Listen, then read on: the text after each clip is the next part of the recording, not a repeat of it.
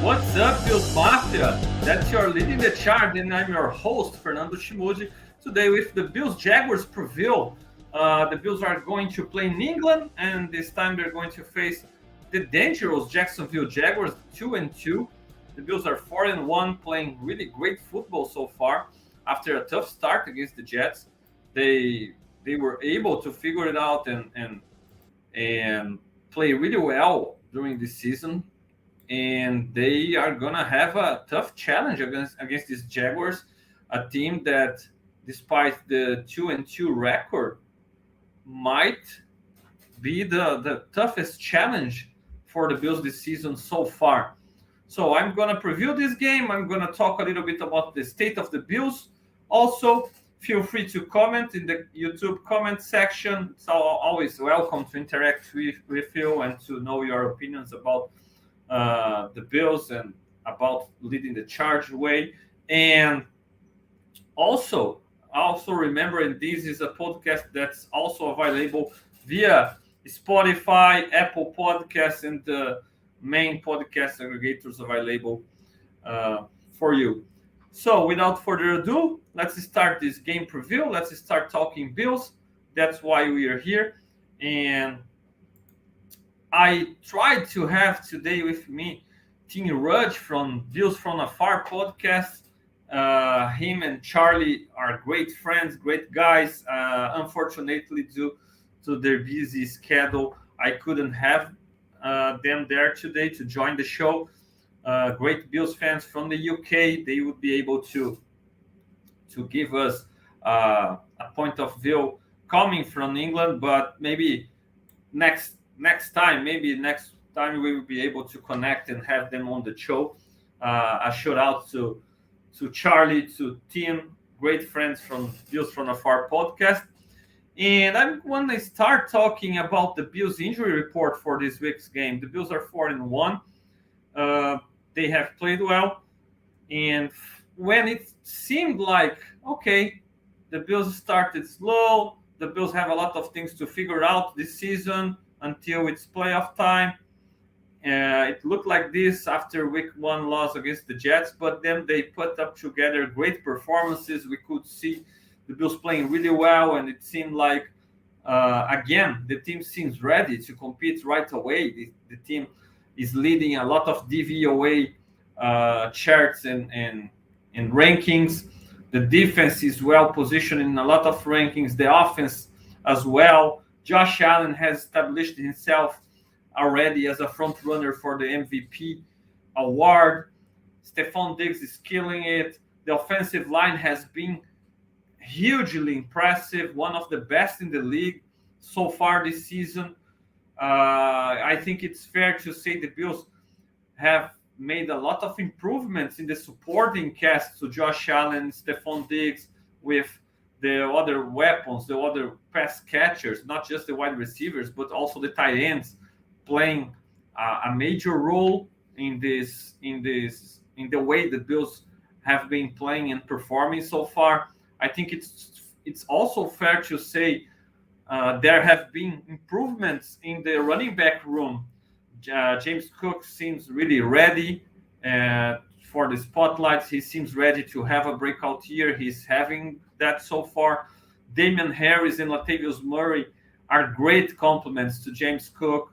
They bring that tough runner mentality, the big bodies, and can run in between the tackles. Latavius Murray, with all his experience, can also help Josh Allen on third downs, and he has established himself as the main third down back so far, and we've seen him a lot in 2-minute drills and clear passing downs.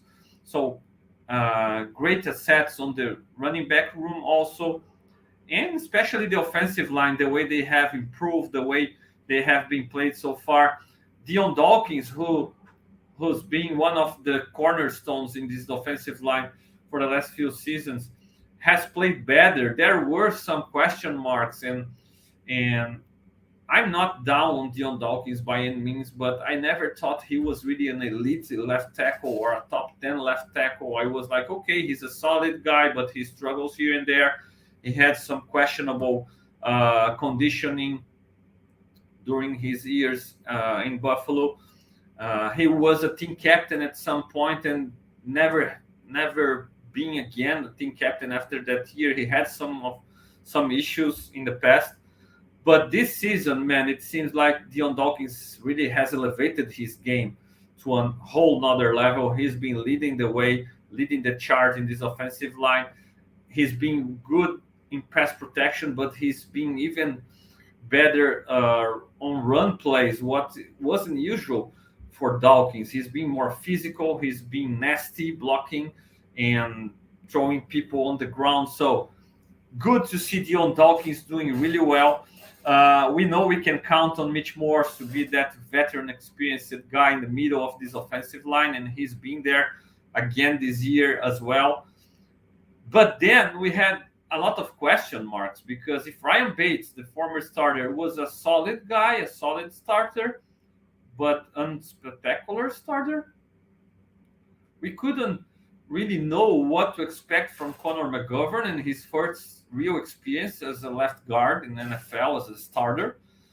And the same could be said about Osiris Torrance, who won the job over Bates, was a good sign, but still, that's a rookie. That's a guy who could struggle in his real action, who could have problems in his first real NFL action. And fortunately, those two guys have been huge hits for this offensive line. And they complement so well each other that it's really fun to see how the Bills can use Connor McGovern and his mobility when they need to run those power run game with a puller, and Morse is great as a puller, and we can see McGovern's skills there translate as well. And on the other hand, we have Osiris Torrance with that pure strength, a guy who hasn't been beaten badly so far as a rookie, what's not very common. And he has dealt so far with some tough competition against Quinnen Williams, against the tough interior of the Commanders of defensive line with Jonathan Allen, and even last week against Wilkins, Christian Wilkins, a guy who has tried along the years to impact the way Josh Allen plays, not only being a good defensive tackle, and he is a good, very good defensive tackle, but also playing some mind games with Josh Allen, hitting him after the whistle, being always around Josh Allen, getting after him. And I even joked with a tweet this last week about fun times when Wilkins used to impact Josh Allen, but it's not happening anymore because of Osiris Torrance. So that's awesome, an awesome thing to say. And I'm really glad that Torrance has been this kind of piece in the middle of the Bills' offensive line. He really has established himself as a up and coming piece there in the middle of this offensive line. I really believe that that's a guy who can be your starter in a really good one, a dominant one, a Pro Bowl kind of guard, an All-Pro kind of guard in time. For 10 years, for 12 years, he can be that starter for the Bills. And I'm really happy that Brandon Beane finally could hit on that second-round pick and hit with that second-round pick on an offensive lineman where he struggled with Cody Ford in the past, and moving on from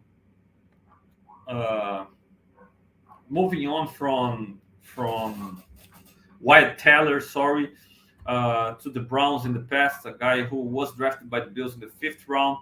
So it's good to see Beane getting it right after the past struggles in the 2nd round and with offensive linemen. And then we have Spencer Brown, another guy drafted by Brandon Beane, another guy who has had some difficulties, and not only on the field but also off the field with the back surgery, lack of practice time due to COVID, and then lack of off-season due to the back surgery. But it's great to finally see Spencer Brown starting to gel, started to really perform well in the right side of this offensive line. Yes, the Bills have figured out ways to help him, especially in pass protection, with Latavius Murray chipping, with Dawson Knox, tight ends chipping on that side of the line and helping Spencer Brown to deal with some of the toughest pass rushers that are out there in the league. But we can't really diminish what Spencer Brown has done, and he has held his own against those guys. His performances against Crosby, especially, were impressive, and against the Dolphins, again, he had a really good game. We couldn't notice Spencer Brown struggling that game. And on the running game, we know that's a tough guy, a nasty guy who likes to block and to throw people around. So this right side of the Bills' offensive line is really powerful, is really athletic, and it's paying dividends, man. This offensive line has been lights out so far. It's good to see. And that was the biggest question mark I had for the Bills' offense. Like, will the offensive line hold their own? Will they be able to not only protect Josh Allen, but also help establish a good run game that you take away some of the weight from Josh Allen's shoulders? Because the Bills finally have been able to run the ball well. They finally have been able to get those tough yards on first down, first and goal, second goal in the red zone, in the goal line situations. We've seen the Bills being able to run the ball well. When they need those third and fourth and short situations, they've been able to really gain those yards and those important first downs. We haven't seen even Josh Allen being used in the run games that much as not as a scrambler, but in designing runs for the quarterback. We haven't seen a lot of them. We saw Josh score against the Dolphins this way, but it was even a surprise to the Dolphins defense because the Bills haven't been using it a lot this season. So it's good to take some of those hits away from Josh also. So it's good to see the Bills playing like this on the offensive side of the ball, and on the defensive side of the ball as well. We have a lot of great news there. We've seen the defensive line. That's another question mark for me after that poor performance against the Bengals in the last playoffs, where they had some backups playing and the Bills couldn't take advantage of that. Without Von Miller, how well would be able to rush the passers? How well would be able to shut down opposing running games? And the Bills have been able to do so with an aggressive style, aggressive schemes by Sean McDermott, but also great performance by those guys. Shout out to those guys who have been playing lights out, even without Von in the lineup. Greg Rousseau has been awesome. He's taking that step forward. Leonard Floyd, great addition. I've been on record saying, okay, I'd rather gone DeAndre Hopkins on offense, and obviously it's not the same money as Floyd got, but you could maybe save some money with Floyd and get DeAndre Hopkins. I'm not 100% over this take because we still gotta see the supporting cast on the offensive side of the ball doing well against tougher defenses, in my opinion. And we saw against the Jets, Josh had some difficulties, but I don't know if there was enough performance by those supporting guys when people try to take away Stephon Diggs. And I'm confident that we can have it from Kincaid, from Knox, even Gabe Davis in his role. And the new guys, Sherfield, Hardy, here and there, even Shakir, the running backs.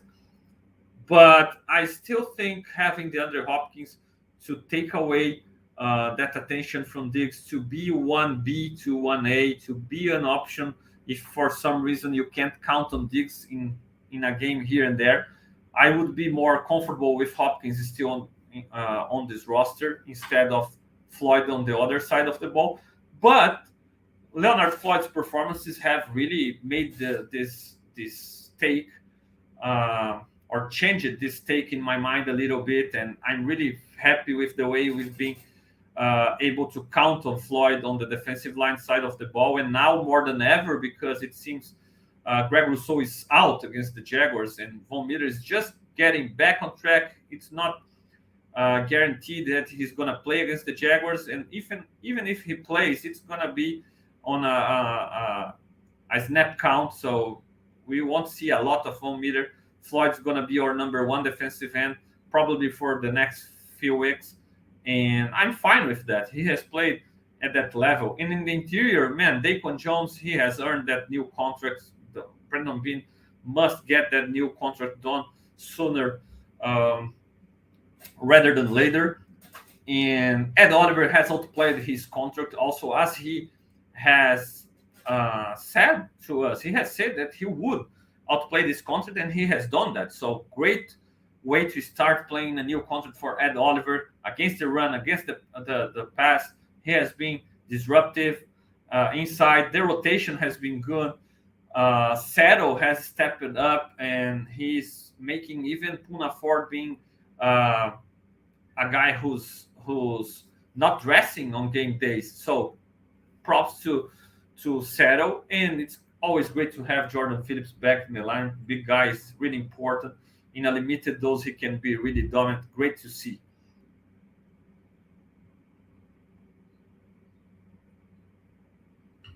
So to close out talking about this defense, man, how about the linebackers?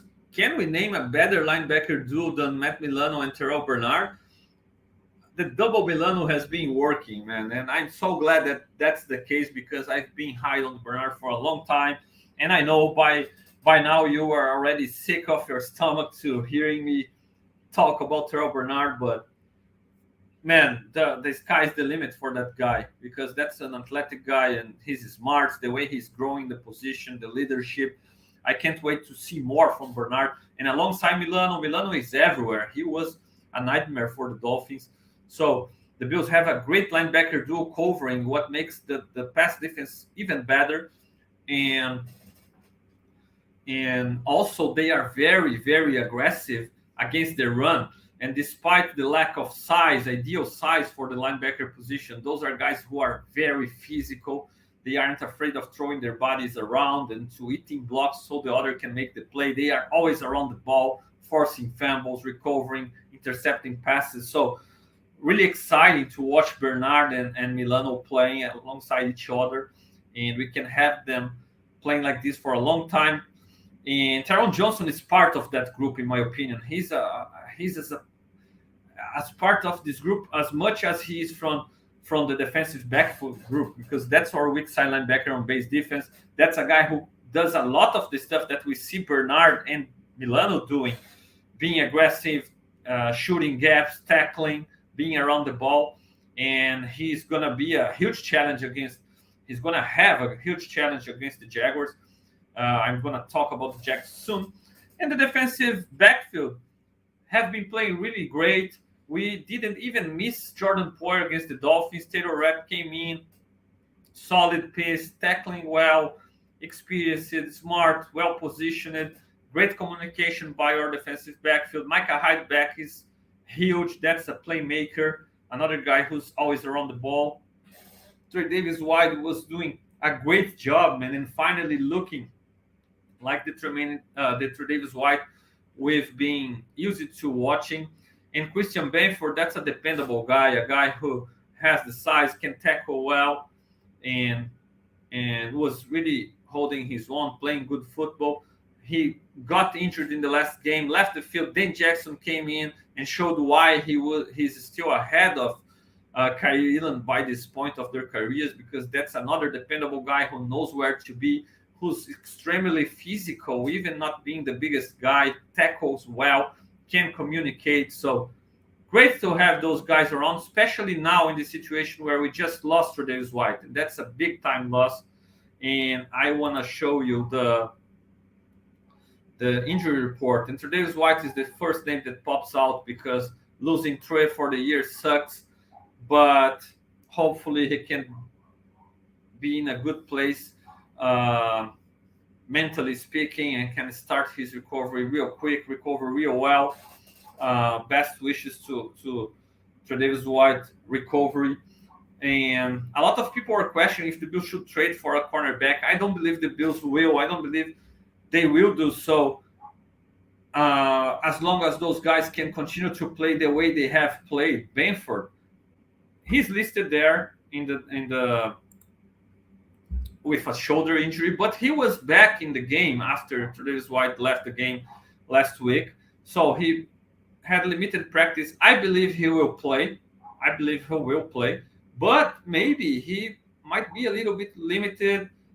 His shoulder, it's a problem to tackle, and that's one of Benford's strengths. So with Dan Jackson taking over the Tredavious White spot, I easily can see a rotation between Benford and Kyrie Elam on this other spot, especially if Benford's shoulder still isn't 100%, as it seems to be the case.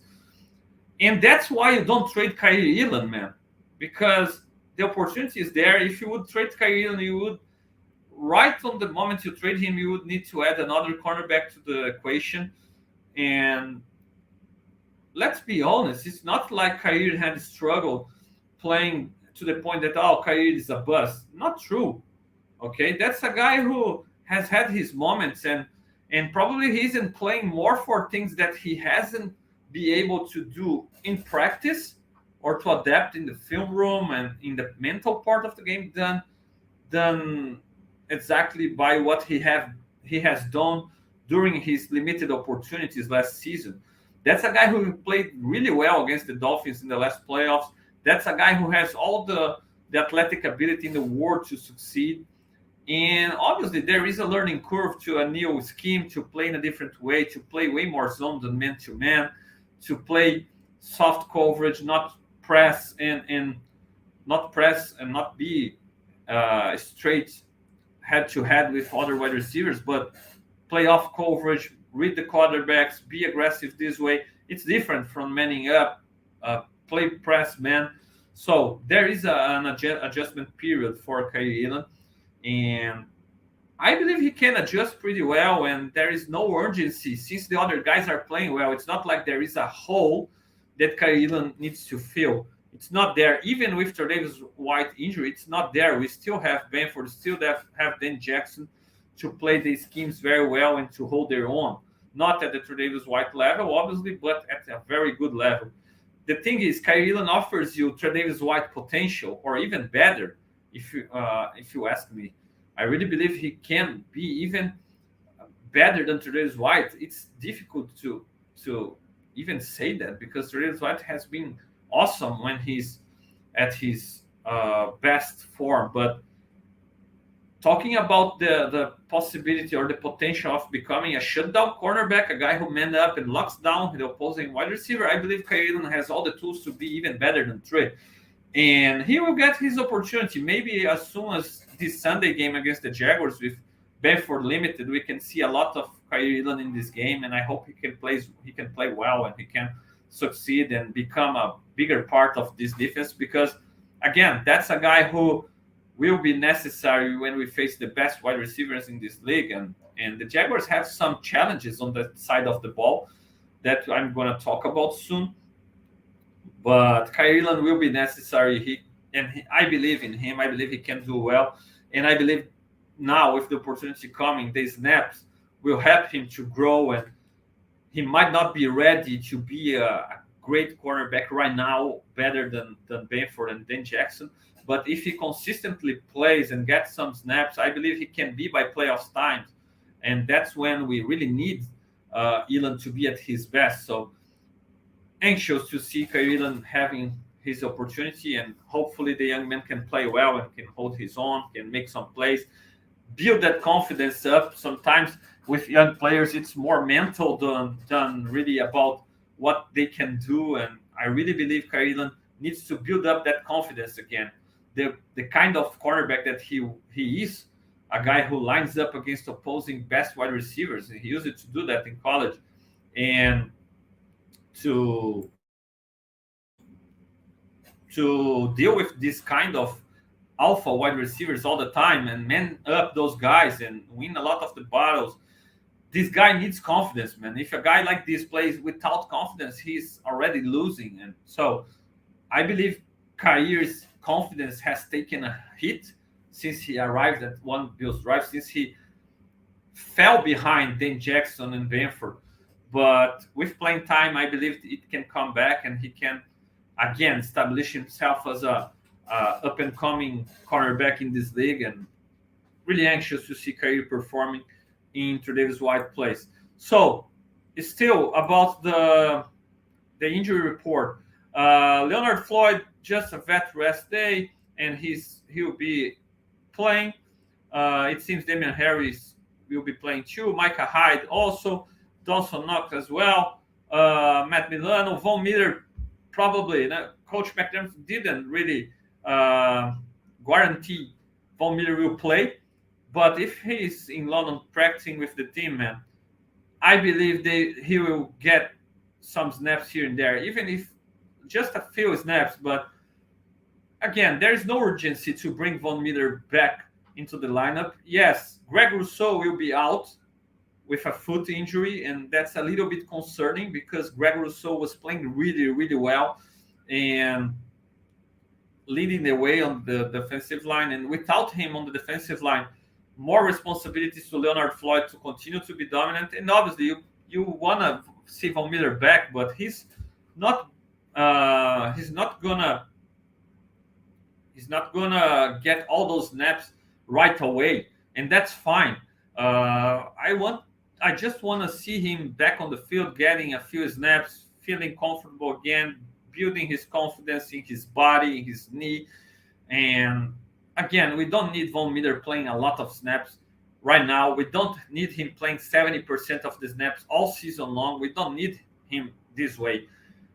Bills players, Brandon Beane, McDermott, all the coaching staff, and every time they talk to the media, they say, Von Miller is a closer. He's the final piece. He's the guy who came to close the games for us.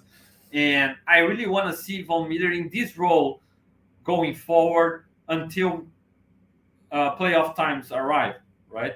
And you don't need Von Miller all the time. Play him when you really need him. Make him feel comfortable again with his body. Make him feel confident again in his body holding up, and keep him fresh. Keep him ready for the playoff time. That's where I want to see the old Von Miller taking over all the time. But all season long, no necessity to force or to rush Von Miller back. And even without Greg Rousseau, man, give opportunities to Epeneza, to Kingsley Jonathan, to Shaq Lawson, and let those guys eat. They've been playing really good in the schemes. The interior has been so dominant that it makes things easier also to the edge guys, the linebackers. So give those guys opportunities. Greg Thompson from Cover One, shout out to Greg. And he even mentioned on Twitter this morning about the possibility of putting Rousseau on the short-term injury reserve, where he needs to stay for 4 weeks, and then he's allowed to come back. And that's a possibility, man, depending of the issue Rousseau has on his foot. And I definitely don't want to rush Rousseau back. Let the guy recover. Let the guy be 100%. That's a guy who's so important for this defensive line, for this pass rush. And let him recover. Let him be 100% again. The next 4 games aren't yes, there are tough games, but they aren't like the biggest games of the season. So I believe the Bills can afford putting Groot even on in the short-term injury reserve right now, if it means he will be back 100% after that. So I wouldn't have any problems with that. And again, let the guys have opportunities hit. I believe this defensive has played really well off each other, and they have been done to elevate their teammates, as well. So I hope Rousseau can be back as sooner as possible. It isn't really a big deal in his foot, but the Bills don't need to rush him back. No doubts about that.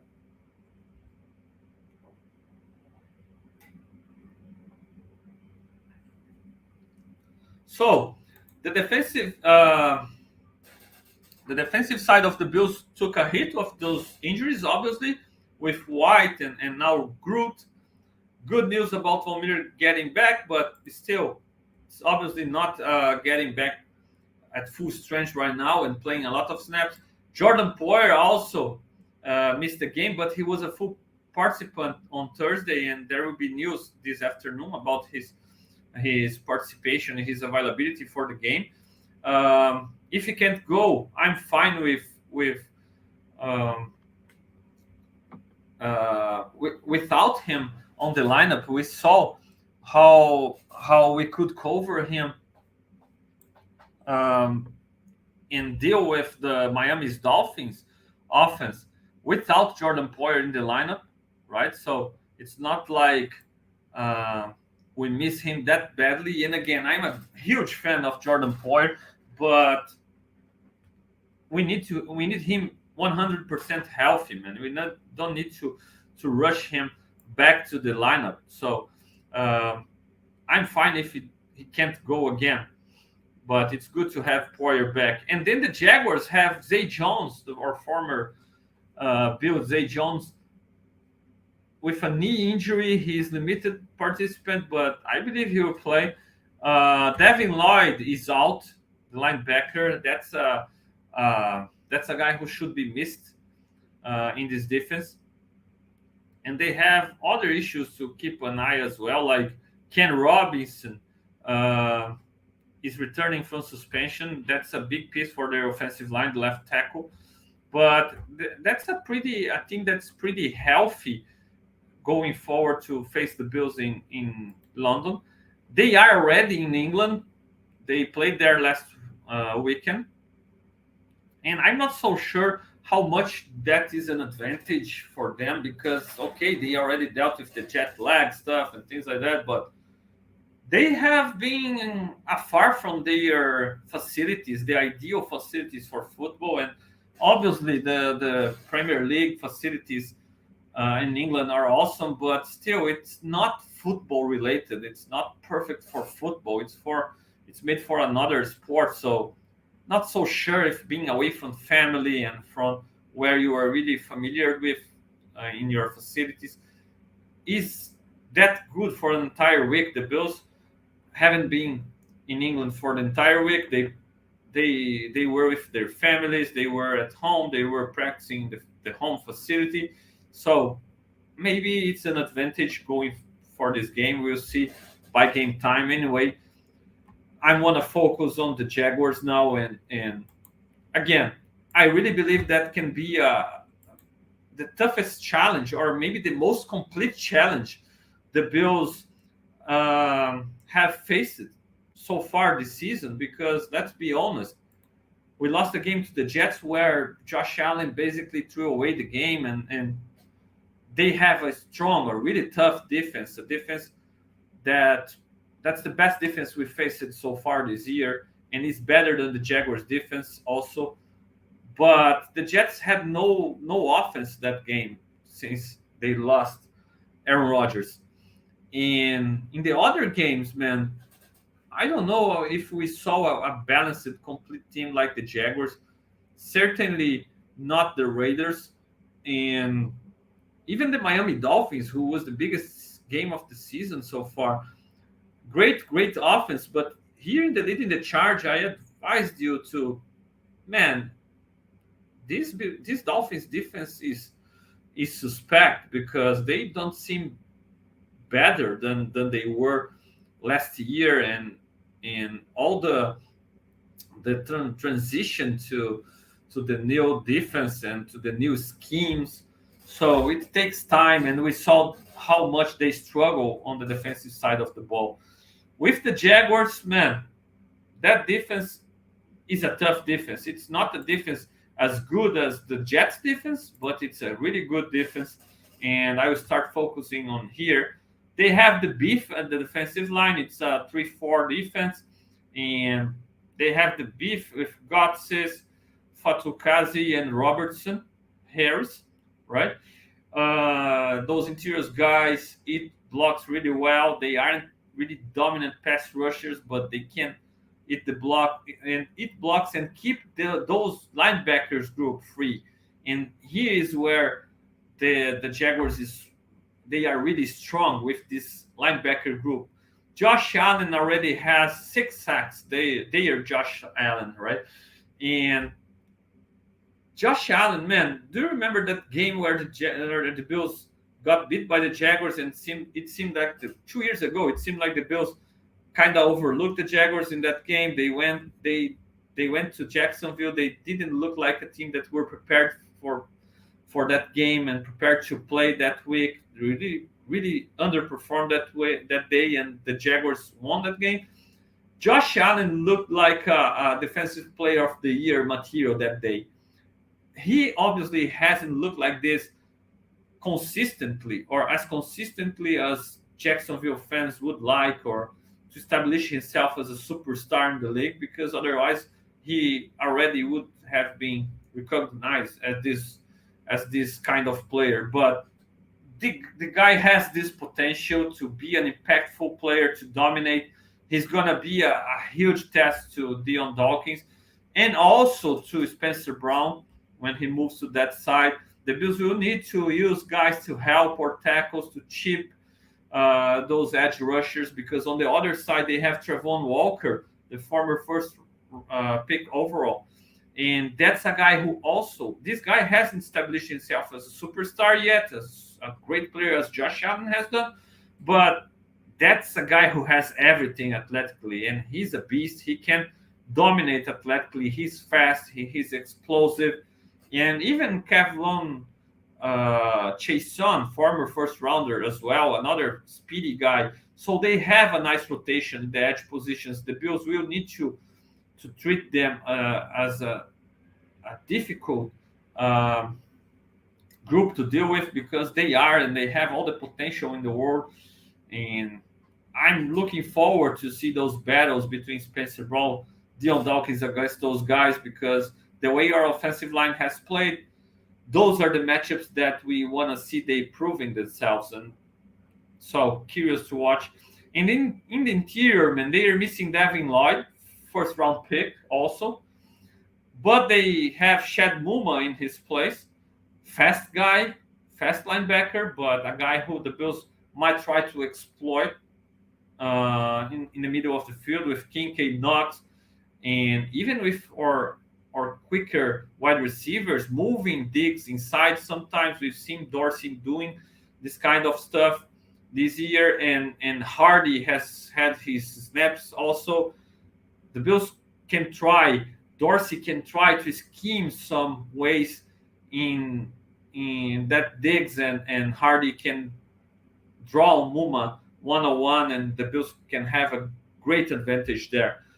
Oluokun, former Atlanta Falcon, is an athletic middle linebacker, cover a lot of space, long arms, and that's a strength of this Jaguars defense. This group of linebackers is dangerous, and this defense has played really well, really, really well.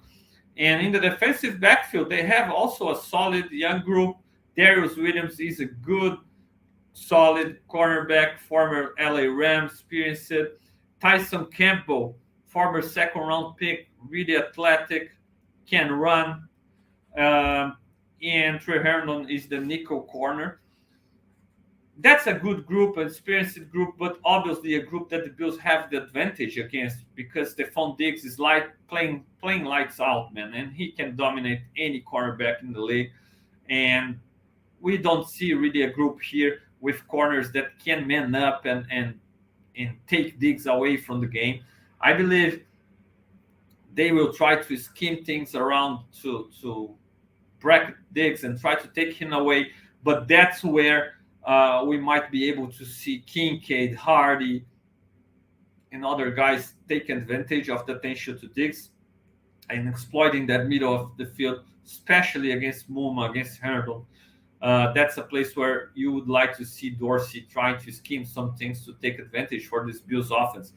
Andre Cisco, the safety, big-time player, already has some picks this year, some interceptions, dangerous playmaker, and Hayshawn Jenkins alongside him. That's a good secondary. That's a good defense, a defense that's better than people give them credit for. and they can cause some problems for the Bills. Josh Allen must be on point, must be patient, must keep playing it the way he has done, reading from short routes to long routes, not forcing stuff, taking advantage of check downs, taking advantage of James Cook, his playmakers making plays after catch. Because if he starts to force too many things, if he starts to hold the ball too long, this front seven, especially with the linebackers, they can get after him. They can put our offensive line in trouble. And if he starts forces ball, Darius Williams, Andre Cisco, those guys are dangerous. Tyson Campbell, dangerous playmakers. They can make some plays and make the Bills pay if they force against this kind of defense. On the other side of the ball, that's also a talented offense, man. And okay, it's not as explosive as the Miami Dolphins. The schemes aren't as awesome as Mike Daniels' schemes, but the weapons are there. All right, they have Calvin Ridley, awesome wide receiver, former Atlanta Falcon, great route runner. He's not even their number one wide receiver right now, at least in catches and targets. That's Christian Kirk, the slot wide receiver, former Arizona Cardinal. And I told you previously, Tron Johnson is going to have a tough challenge against the Jaguars, and that's because they have Christian Kirksey and Trevor Lawrence loves his slot wide receiver. Kirksey has the speed to burn, so it won't be easy to Toronto to run with Kirksey. And remember, Toronto has a lot of responsibilities reading the line of scrimmage and the run play. So big game for Tron Johnson against facing Christian Kirksey, and the Bills will need to be sharp on the defensive side of the ball. We'll need to communicate well. Again, big game for Terrell Bernard, Matt Milano. Alongside Tron Johnson, they can take away a lot of that middle of the field. Christian Kirksey won't be as productive as he used to be. And also, their tight end is another big time piece in Evan Ingram. Evan Ingram, former Giant, is really dangerous, fast guy, physical, great wide receiver, and he's been playing really well this year. And he's the second leading wide receiver in targets with 29 to 35 from Christian Kirksey. He has 25 receptions, leading the team. He is the second in yards. All right, hasn't scored a touchdown yet, but this trio of guys, Kirk, Ingram, and Ridley, plus Travis Etienne coming from the backfield, man, that's a real dangerous group of skill position players. Some weapons to Trevor Lawrence to work with. Zay Jones, the complementary piece, dependable guy, good wide receiver. I think Bills Mafia doesn't. They don't miss him very much, but he has become a really good wide receiver in this league. A nice option, a nice solid piece. Lawrence trusts him. Good red zone target. So this is a nice group. Travis Etienne is really dangerous running back, explosive, and Tank Bigsby hasn't played a lot, but he complements Etienne well with his powerful style. And the offensive line is solid. Ken Robinson is back. That's an athletic veteran. Brandon Sheriff, good, really good right guard. Anton Harrison, the rookie first rounder, playing right tackle, really good pass blocker, right?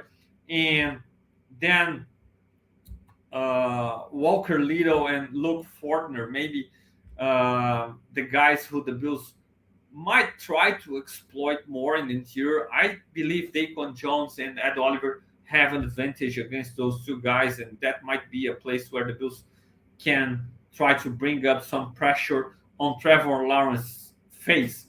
And then Trevor Lawrence, man, the former first pick overall in the draft, huge talented guy, big arm, a big guy, mobile, athletic, playmaker, accurate, but for a lot of people, overrated. Do you agree? Man, I'm not so sure. I really like Trevor Lawrence, and And I really believe he's the best quarterback because Aaron Rodgers got injured early in the game. But from the teams that the Bills have faced this year, Trevor Lawrence is the best quarterback the Bills has faced so far this year. I really believe in that.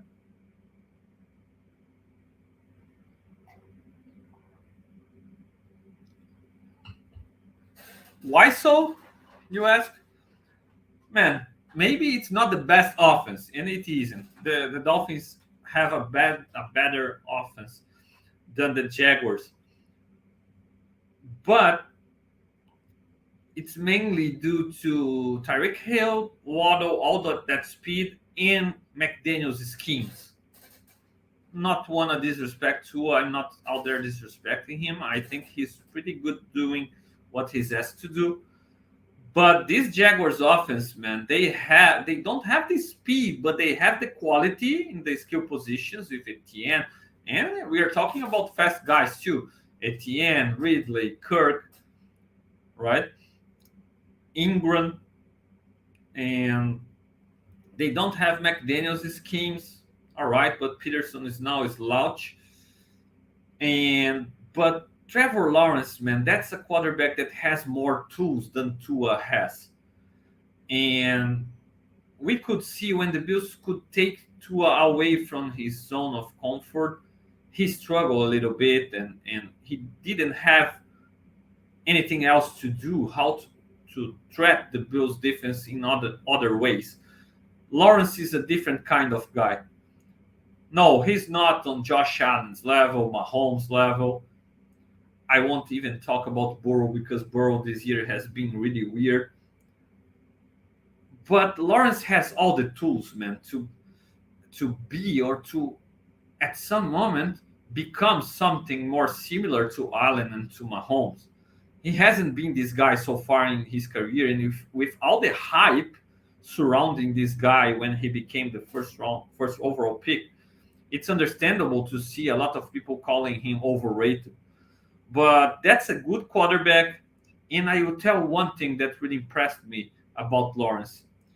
The way how he could, in the same game last year, a playoff game, the biggest game of his career so far, he could be Nathan Peterman early and literally being Nathan Peterman and throwing plenty of picks early and putting his team in a huge hole where they weren't supposed to be able to leave in a playoff game at home with all the fans kind of looking sideways to him like, come on, Lawrence, biggest game of your career, and that's what you do, laying an egg like this.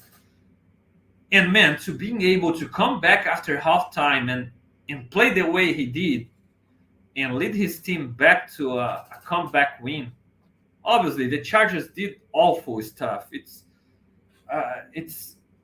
awful just to think about what the Chargers did in that game, but to be able to keep his head straight, to come back on the field and to perform, not that he played awesome football, but he was able to play good enough to make or to help his team to come back and win that game. That was really impressive by Lawrence.